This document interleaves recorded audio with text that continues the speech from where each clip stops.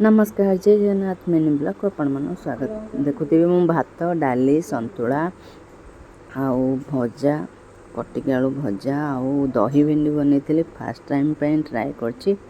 तो नेक्स्ट थर कले आपण मानू निहाती रेसिपी शेयर करी। आउ भल लागुला दहीटा टे खट्टा जो एते खास लागलानी कि भल लागुला।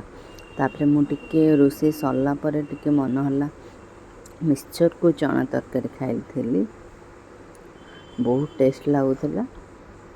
आपण मैंने बेले बेले एमती खाऊे ना। तो मु खाई सारिकी मोर मन नाला मु खाई सारिकी अधा खाई मन पड़ा वीडियो बनई। तापर संध्या बेले चा टी पी मो रूम भी सजाड़नी। तापर संध्या प्रिंस मोपाई सिंगड़ा और रोल आनी खाई वीडियो को एंड कली।